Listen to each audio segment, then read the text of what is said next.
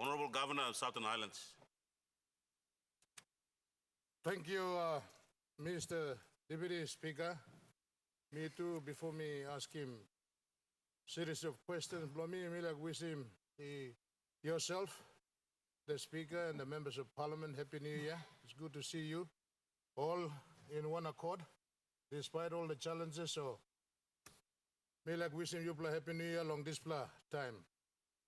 Mr. Deputy Speaker, series of questions without notice. Me holding blong Minister Blood Treasury, but I'm not stop. Me can ask him Prime Minister. I can answer him this plan. First one, Mr. Deputy Speaker, he got plenty talk come up in recent weeks and days in relation long this heavy one time Bengo PNG na inter oil refinery of fuel shortage. There's a lot of issues in the social media now. Man meri woglo talk also. Bengo PNG got low foreign reserve. Enough government through Prime Minister talking me plan people long Papua New Guinea. Am this plan true or not? Number two, Deputy Speaker, what is the real issue along this war of words or dispute them come up namel one them inter oil refinery na Bengo PNG? What's the problem? In a government make him clear what are these issues they are talking about.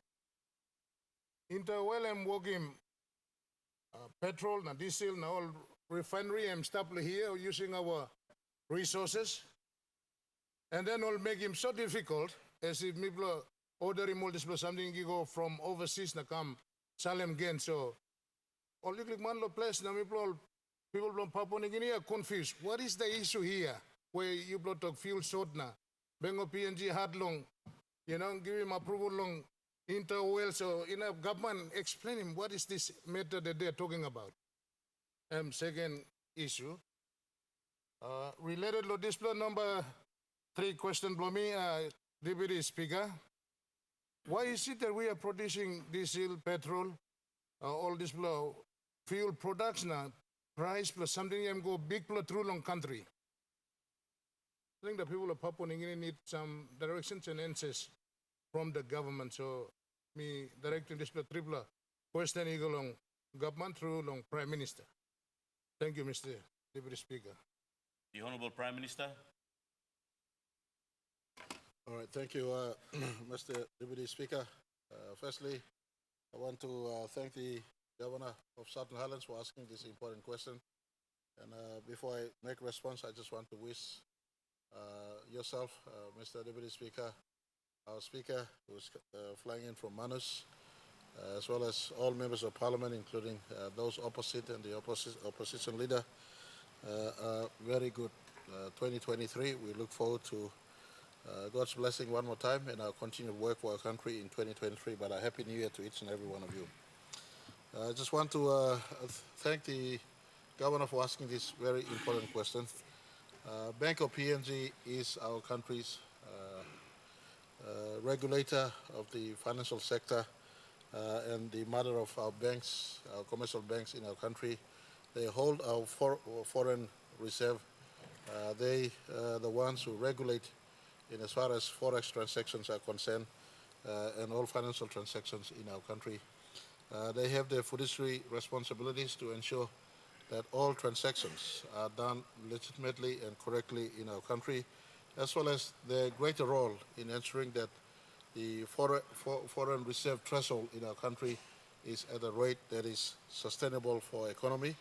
And they make interventions once in a while, especially monthly release of US dollar into the commercial banks for them to transact and supply those who are needing US dollar for the imports, especially the imports.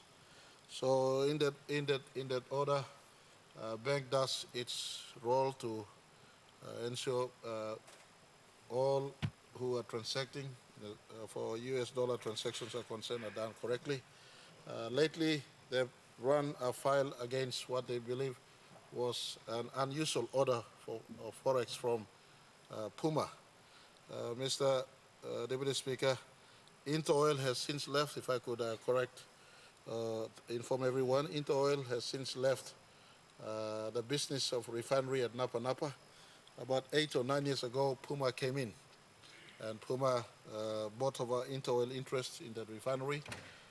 That refinery, if I could go back retrospectively, since 1997, when the refinery was first established by Interoil, there was supposed to have been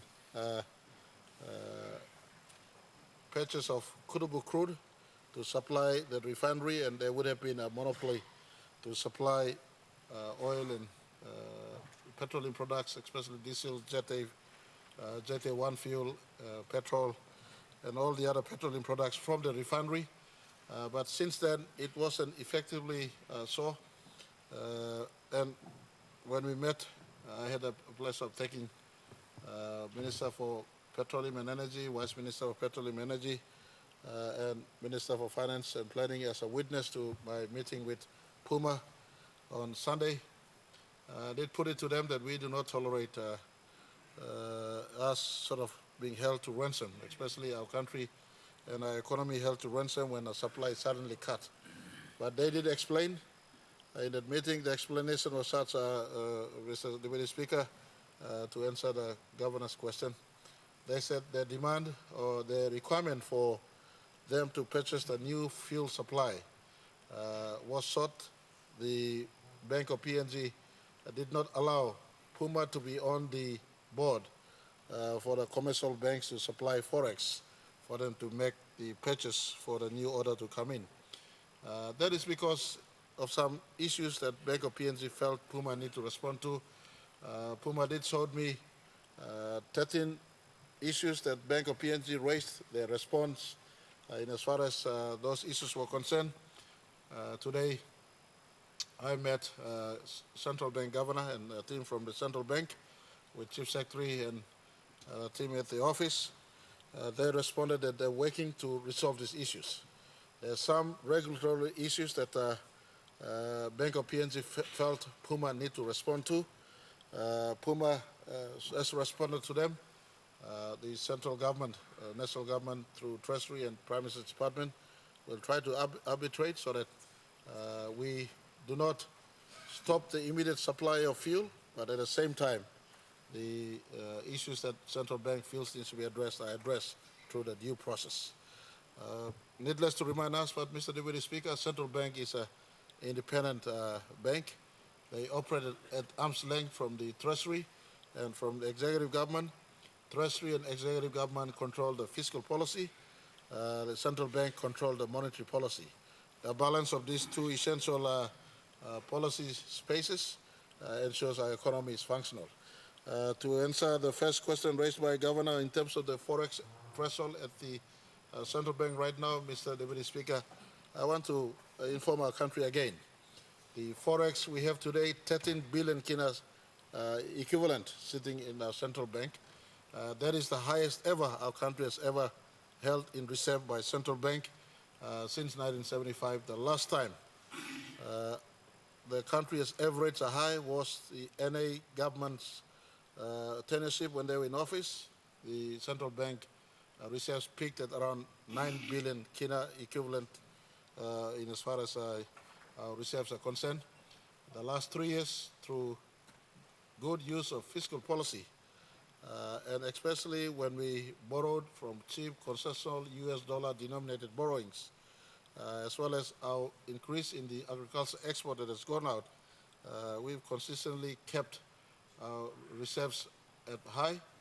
It has been growing from 10 billion, 11 billion, 12 billion this year. I was informed by a central bank that we are sitting in excess of 13 billion kina in the central bank. That is a reserve that can cover for almost a year's worth of supply. Usually, central bank keeps in reserve enough to cover for 6 to 9 months. We have 1 year worth of supply in our foreign reserves. And so foreign reserve is not, actually US dollar available for transaction is not an issue. Right now, it's just the requirement by central bank. We've asked the central bank to look at the way they're doing business, especially the requirements need to be posted clearly to those who use, those who need US dollar to transact. And we're working through with central bank to ensure the access to foreign currency is much easier on the market, so that the business who need foreign currency could be supplied the foreign currency they need for their purchase. But coming back to the Puma and Interol issues, those issues are being looked at. Puma did inform us there's no strict monopoly by Puma at the moment. We do have other importers. ExxonMobil, for instance, imports, and few other importers like those at Lear, they import their own fuel. So imports going on right now. There is no monopoly. The reason why Air Guinea had to shut down last week was when Puma issued that moratorium. Air Guinea had a contract with Puma, and Puma was to be the only supplier of ZA1 fuel to Air Guinea. So for public safety, they felt when Puma was trying to stop the supply of fuel, then Air Guinea wouldn't compromise public safety and transport, so they issued the stop flight notice. We impressed upon Puma. There mustn't be any more surprises. We also impressed upon Bank of PNG. Fix the short-term issues, allow transactions from Puma to take place, whilst in the medium term, let's fix the issues you felt Puma need to respond upon, and clear that out, and we work forward towards a long-term solution that includes accessing cheaper, if not accessing fuel from Kutubu crude, and for us to hopefully have a downstream processing in our own country in the not too distant future. Government has already given signal to MRDC and to Kumul Petroleum to look into downstream processing of fuel in our country. We've also signaled Puma and Santos to tidy on buying Kutubu crude using Kina, and to have Kutubu crude processed in country instead of buying Kutubu crude with US dollar. And at the moment now you have Kutubu crude being sold outside and Puma importing straight from outside into country the finished products they're retailing here in our country. So, Mr. Deputy Speaker, to round off the good question raised by the Governor of Southern Highlands, which is a public interest matter as we speak today, the issues that Central Bank has raised have not been compromised. We've indicated to Puma these are issues. As regulator, they have all right to look into them.